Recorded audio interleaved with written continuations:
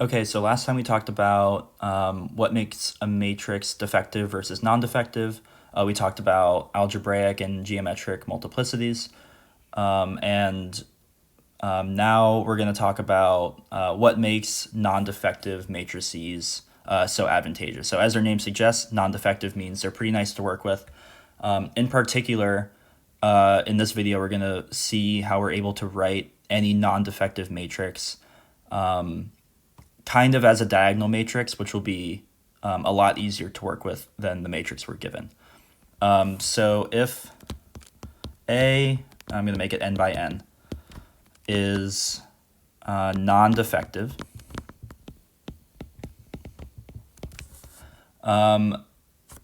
then we can write, and this is going to look really funky at first, unless you've already seen it, then it'll be fine. But D is equal to S inverse AS. And I mean, I guess you have already seen this. You've seen it a couple times on homework problems, some with linear transformations and stuff. So it's not foreign to you, but now we're actually going to dive deeper.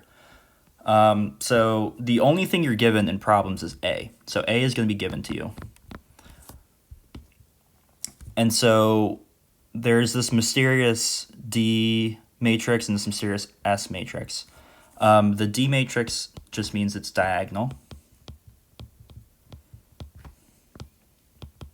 And then S is, at this point, I'm just going to say it's unknown. We still don't know what S is. And even now, we don't know what the entries of D will be. But we'll see in a second, they actually turn out to be stuff we know how to find. So why do we care about diagonalizing matrices? The reason being is if we're able to say that A is similar to a diagonal matrix, then some of the problems involving A get a lot easier. So for instance, if you want to find A to the 7th, it gets a lot easier if you can write A in terms of a diagonal matrix, because this just turns out to be SD S inverse to the 7th. So all I did here was multiply on the left here by S and on the right here by S inverse to solve for A. And if you do that, if you do this, we had a problem similar to this on our homework, right? We know that when we actually multiply this product out, all the S's and the S inverses that are on the inside of this product will end up canceling, and you'll get SD to the 7th S inverse. And if D is diagonal, which we've defined it to be, this is just some matrix S, D11 to the 7th, D22 to the 7th, blah, blah, blah, DNN to the 7th power. So you just take all the diagonal entries and you raise them to the 7th power S inverse. So normally, multiplying an n by n matrix 7 times really sucks. But if you're able to find that it's non-defective, you can write it in this form here, which makes your life a whole lot easier. Similarly, you can take matrix exponents, which we'll do a different video on. And then this also comes up when we're solving systems of differential equations in a little bit. But this is just some motivation for you as we continue through this video and why we actually care about this. Okay, so we've talked about the D and the S. We have D is equal to S inverse AS. What are the D's and the S's? So D, I'm just going to tell you, it's a diagonal matrix, and along the diagonal, you're going to place the eigenvalues of A.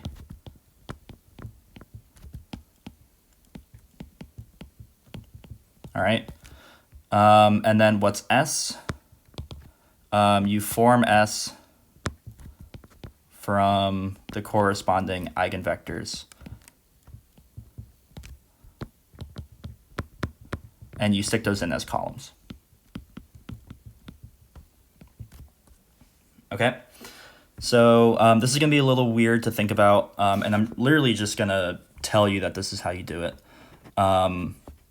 And I think it's just helpful to go through an example at this point to let you know how to do this, because exam problems we'll say, is a matrix diagonalizable, first of all, and then if it is, find the S and the D matrix that correspond to it.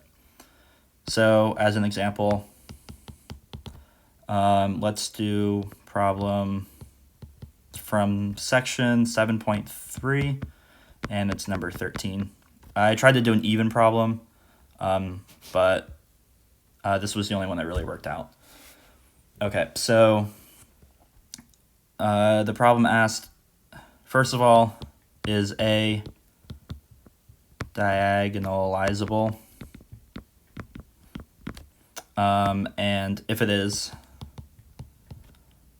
find S and D.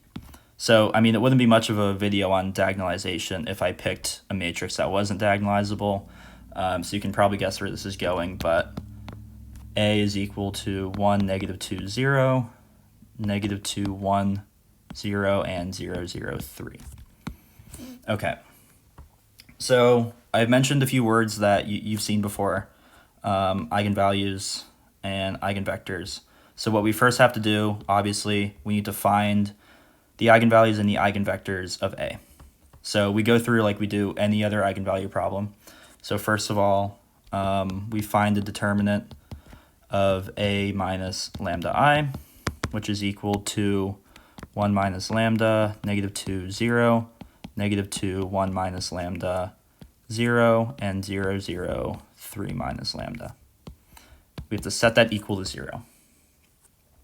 Okay, so if you go and do this determinant, I'm not going to do it on screen, but you end up with lambda plus 1, and then lambda minus 3 squared is equal to 0.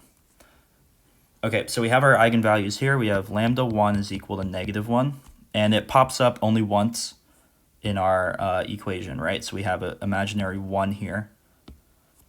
So we have, if you remember, algebraic multiplicity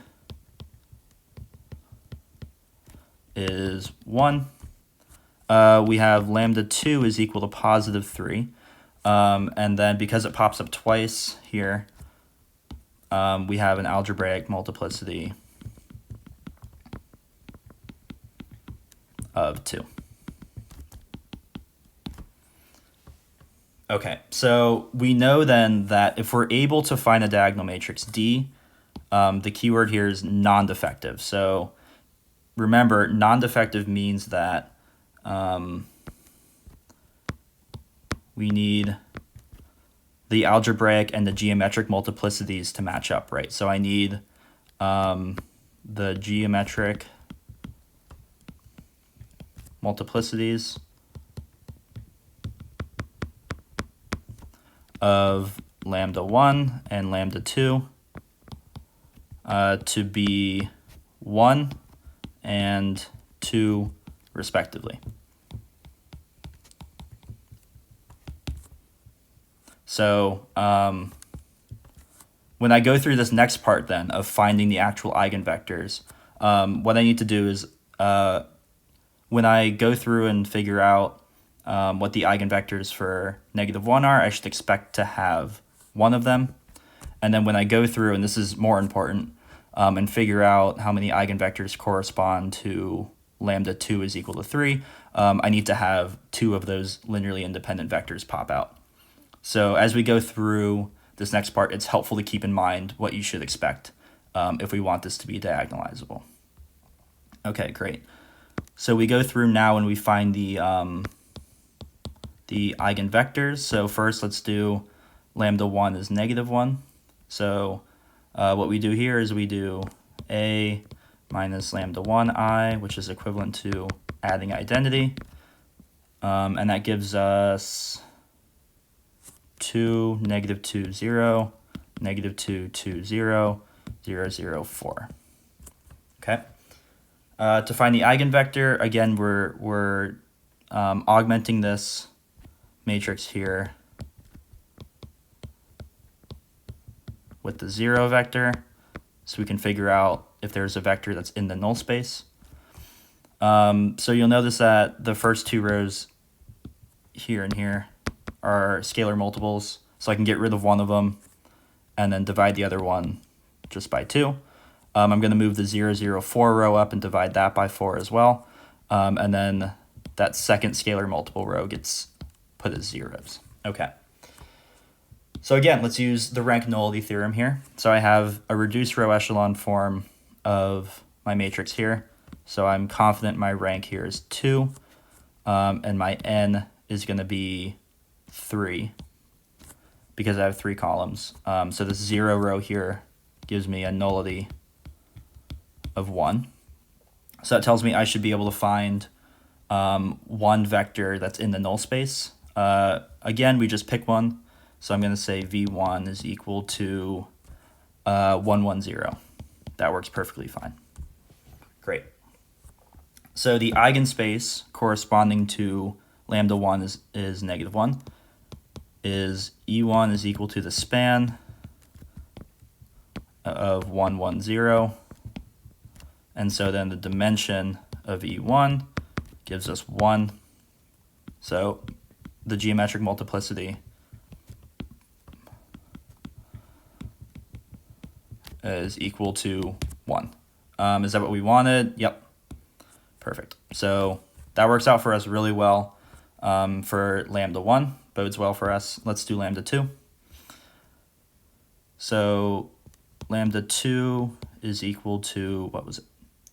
3. So we have a minus lambda 2I is a minus 3 identity, which gives us negative 2, negative 2, 0, negative 2, negative 2, 0, and a row of zeros at the bottom. Okay. So let's augment this with 0. If you're just tuning in, and this is seeming a little fast for you, go back and watch the previous video where we talk about notation and how finding these vectors is really just looking at a null space. Okay, so I'm going to row reduce this. It goes really simply. No, apparently not that simple. Into this because I have 2 rows that are scalar multiples. And so rank nullity tells us that my nullity is going to be 2. So 2 0 rows gives me nullity of 2. So then I should be able to find 2 linearly independent vectors that are part of this null space and that correspond to lambda 2 is equal to 3. So then v2, I'm going to go ahead and make it 0, 0, 1. So again, if you see a column of all zeros and you're looking at the null space, all you have to do is put a 1 in the spot that corresponds to that column, the third place, and zeros elsewhere. So the zeros in here, and here, take care of everything that's in this column, these 2 columns here. And then the 1 that's in this last column here gets taken out by these zeros here. So this is just a quick trick. I'll get rid of all of this for figuring out some of the eigenvectors you should have. And then, whoops, we just need one more that fits. So let's pick 1, negative 1, 0. Okay, so my eigenspace that corresponds to lambda 2 then is spanned by these 2 linearly independent vectors, 0, 0, 1, and 1, negative 1, 0. And since they're linearly independent, there's 2 of them, the dimension is going to be 2. That tells me that my geometric multiplicity, and I'm being really thorough here, so everyone's following, is going to give me 2. And that's exactly what we wanted, right? Up here, we needed the geometric multiplicity to match the algebraic multiplicity, and that's exactly what we got. So because of that, I can conclude that my matrix A is non-defective. So I can write D for some diagonal matrix is equal to S inverse AS. And just by definition, we know what D and S should be. So I know D should be my diagonal matrix that corresponds to my eigenvalues, and I know that S should be my matrix that has all the eigenvectors in it.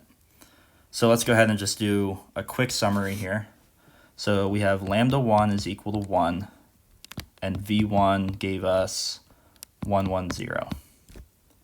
Lambda 2 was equal to 3, and we had two different vectors. The first one was 0, 0, 1, and the second one was 1, negative 1, 0. So what we do then, D is going to be equal to, let's do it this way. Yeah, let's do this and this. So what you do then is you take the your eigenvalue here, and you stick it in the first entry of the diagonal matrix, and then you stick its corresponding eigenvector as a column here in S. Okay. Your second eigenvalue goes here, and then your eigenvector fills in as a column that corresponds to that, and then 3 comes here. Well, we'll use red actually because it's the same number. So 3 also goes here, and its second vector, 1, negative 1, 0, fills in here. And in your diagonal matrix, everything else is 0, and you're done. So you found D and you found S, and if you'd like to check by calculation, I'm not going to find S inverse, but you should find that 1, 0, 0, 0, 3, 0, 0, 0, 3 is indeed equal to 1, 0, 1, 1, 0, negative 1, 0, 1, 0. That's, I always get this messed up. The inverse of that. I always get the order. So S inverse comes first, times A, which was, where did it go? 1, negative 2, 0, negative 2, 1, 0, 0, 0, 3, and then times S, which is 1, 0, 1, 1, 0, negative 1, 0, 1, 0. So if you go through that calculation, you should find that these are equal. And that's pretty much the algorithm for finding these. You'll be using this a lot in the future, and we'll talk about some applications in the next video.